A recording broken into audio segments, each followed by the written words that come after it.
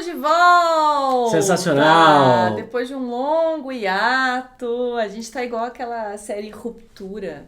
Ruptura, qual que é? É uma série que fala sobre as questões de trabalho. Ela fez uma na pandemia e depois de 3 anos, 3 anos, acho.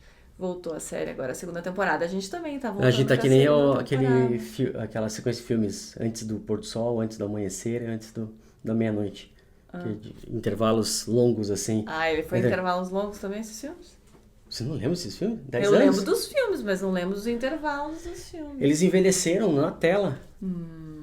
É isso aí. Bom, vamos lá, campeão. A gente volta aqui com a segunda temporada, então, né? A gente tá na segunda temporada do nosso Papo de Campeão e hoje esse primeiro episódio vai ser voltado para falar sobre uma rotina de estudos, né? Começando esse ano de 2025 e todo mundo aí promete emagrecer, promete dormir bem, promete Parar de beber, comer menos. parar de beber, comer menos e promete estudar para passar Esse no ano vestibular. fechou. Esse ano vai. Vou estudar muito, né? A gente vai falar aqui sobre como que você pode fazer isso, né? Te Exato. ajudar, aí te dar algumas ferramentas para você poder montar um plano de estudos para ser mais organizado, mais produtivo. Exatamente, porque não adianta querer estudar toda a matéria de uma vez só, você sabe disso. É importante ter essa rotina, essa organização, especialmente para quem está estudando sozinho, para quem está estudando em casa, está fazendo ali as isoladas e tal. Você precisa criar esse cronograma, essa rotina, que quando você está num curso regular, você tem a sequência de aulas lá. Mas mesmo assim, no estudo sozinho, qual aula estudar, o que fazer antes e tal, precisa, às vezes, de alguém para dizer para você. E quem vai dizer isso para você? O professor Acantes. Vai falar. Bom, primeira coisa é que você vai ter que traçar uma meta, né? Uma meta clara. Então, qual é o curso que você vai fazer? Se você já tem isso definido, né? Isso é importante. Qual é a universidade? Aonde que você quer chegar? Por que a gente fala disso? Porque a preparação para a medicina vai ser uma preparação. A preparação para medicina numa faculdade pública é outra preparação, numa faculdade particular, numa estadual, uma faculdade de direito, é outra preparação. Os estudos são outros. Então, isso é importante. Qual é a tua meta? Eu quero passar em medicina e o meu foco vai ser o Enem.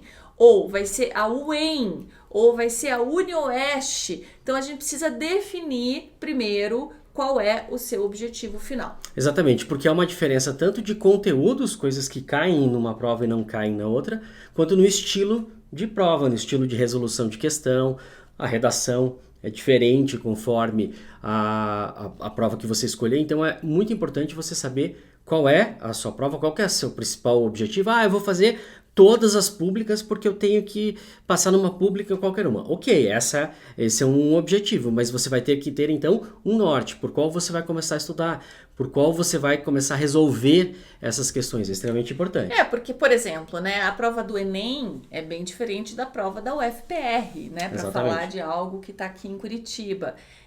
A prova do Enem na redação, que é a nossa especialidade, a prova do Enem, ela cobra uma dissertação argumentativa, uma só de 30 linhas. A prova da Federal cobra a redação só na segunda fase e são 3 textos de até 15 linhas, né? Exatamente. Por isso que a gente fala sobre ter ali um objetivo, ter um foco. Exatamente. Bom, isso em mente, é importante fazer um cronograma inicial. Então, você vai lá. Então, como o João falou, se você tá num colégio, num cursinho, você vai ter as aulas pela manhã, aula lá de química, de biologia, de matemática, de física, e à tarde você vai deixar ali mais ou menos de 4 a 6 horas por dia para fazer as atividades daquela manhã. Por que eu tô falando de 4 a 6 horas? Que você tem ali em torno de 6 matérias, vamos dizer, de 50 minutos cada uma. À tarde, você vai usar os 50 minutos daquelas matérias para estudar aquela matéria. Mas, às vezes, você teve aula de inglês e você já tem um domínio dessa língua. Não precisa estudar inglês. Mas você não precisa estudar, Precisa sim. estudar, claro que precisa. Yes, you need to study English. Mas se você for fazer espanhol, por exemplo... Ou espanhol que seja. Mas você vai... Às vezes, você usa menos tempo, né?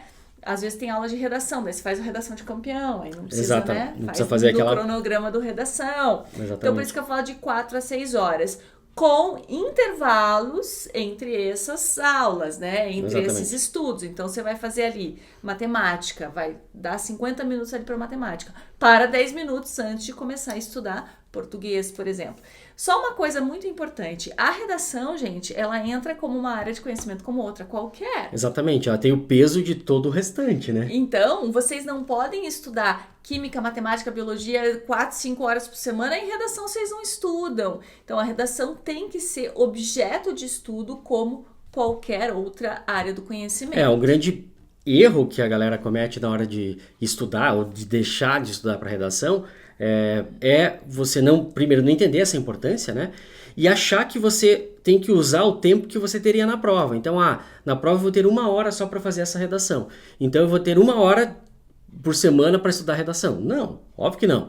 Você vai levar mais tempo, especialmente no início, você vai levar 1h30, 2, às vezes 3 horas, não consegue terminar o texto, vai ter que fazer depois. Então precisa de muita organização e disciplina para não negligenciar a redação, senão ela acaba ficando para depois. Porque em 5 minutos você resolve uma questão de química, eventualmente, uma mais difícil de física, você vai levar 15, a redação você vai levar mais tempo que isso. Então a chance de deixar para depois é muito grande. Exatamente. Você acha que aquelas ferramentas, Google Agenda e tal, isso ajuda a se organizar para os estudos? Acho que sim, mas depende muito do estilo da pessoa, né? Se a pessoa funciona bem ou não. Por exemplo, a pessoa do meu lado aqui, ela consegue só anotar no Notas o que tem que fazer e ela se resolve desse jeito. Eu coloco 300 alarmes e não faço o que tem que fazer. Então depende muito. Eu ainda acho mais fácil, nesse momento aí de estudo, fazer um cronogramazinho no papel. Ter uma meta visível, né? Você vai pintando ali, estudei a aula da semana, fiz o que faltou, o que vai fazer depois. Porque quando você precisa acessar os aplicativos, você já tem um elemento a mais de distração, que é ter que mexer no celular. Então, se você puder ficar sem o celular nesse momento, é melhor. Eu também acho que a meta visível ela é melhor. Então, você está ali na tua mesa de estudos, você deixa ali escrito, fiz isso, fiz aquilo, e se você não fez, já vai anotando também, que isso vai te dando uma certa angústia. Celular guardado, gente. Guardado, desligado. O celular é uma... De preferência em outro cômodo, né? Entra num buraco negro se você começa a mexer no celular e você perde horas do teu dia e você nem sabe com que hora, e o que você fez nesse momento, né? Então, desativem ali, né? Desliguem o celular. Uma coisa que ajuda, também vai depender da pessoa, é desativar a rede social, né? Ou pelo menos tirar da área ali do teu celular. Deixa, não precisa apagar a rede social, mas tira ela dali, para você não acessar sempre. Isso ajuda bastante a se concentrar. A gente não percebe o quanto a gente é dependente dessa... Tinha um aluno no ano passado que ele apagava as redes sociais, inclusive YouTube, tudo, todo dia, toda manhã, e ele daí instalava à noite, se quisesse ver alguma coisa, e apagava de novo. Então, ele estava sempre durante o dia sem os aplicativos. Ótimo, isso é bem importante para se concentrar mesmo. Se você está estudando sozinho, né, o João falou um pouco disso, vai ter que ter mais organização ainda. Então, você vai ter que se organizar com as videoaulas durante a manhã, mas é a mesma coisa que o cursinho faz. Então, você vai assistir ali 2 aulas de química, 2 de matemática, 2 de português. Aí, à tarde, você vai estudar química, matemática e português, né? Falhou uma coisa ou outra, tudo bem, segue adiante. Não dá para a gente ficar refém daquilo que fala, mas eu perdi aqui. Não, vai indo. Mas é importante você ter isso. De manhã eu vou ver videoaula e de tarde eu vou estudar. Mas eu sou produtivo de manhã. Então você inverte. De repente você assiste a aula online e logo na sequência faz as atividades. Você também tem que descobrir uma maneira de você ser mais produtivo. Saber o que funciona mais para você, né? E qual que é o ambiente. Então, vale a pena ficar assistindo a aula de manhã, ou você tem muito sono se você assiste, é melhor estudar, então isso que você tem que aprender. Mas o que é importante, especialmente para quem estuda sozinho, é criar essa situação, essa rotina, esse evento que é estudar. Então você levanta da cama, você coloca outra roupa, você toma um café da manhã e você se senta para estudar. Não pode ficar estudando na cama, né? Não pode, daqui a pouco eu vejo. Se você não criar a rotina com você mesmo, você não acaba não estudando. Também vale dizer que tem algumas coisas a se levar em consideração. Então, por exemplo, assim, a relevância daquela matéria no vestibular que você presta, né? A redação tem alguns vestibulares que ela vale muita nota. Então, você vai dar um peso de estudo maior para a redação, né? De repente, 4, 5, 6 horas na semana. O teu nível de conhecimento de cada matéria também. Porque às vezes a matemática ela não é tão importante, então você não sabe nada de matemática. Então você vai precisar da matemática ali. Então é importante você dar mais peso para aquela matéria. A quantidade de matérias e o tempo disponível. Então, geralmente, vocês vão ter em torno de 36 horas na semana. Então, vai dividindo. De repente, 4 horas para biologia, química e física. Aí, se você tem mais problema com a matemática, distribui ao longo da semana mais 6 a 8 horas com matemática. História, geografia, filosofia e sociologia, como são menos aulas, você coloca ali umas 2 horas por semana de cada matéria. Português, literatura e inglês, você distribui ali 2 para cada também. Redação, 2 horas por semana. Ah, não, mas para mim vale tudo a redação. Então, coloca 4 por semana. Aí você faz 2 redações por semana, mais ou menos. Então, depende do teu objetivo.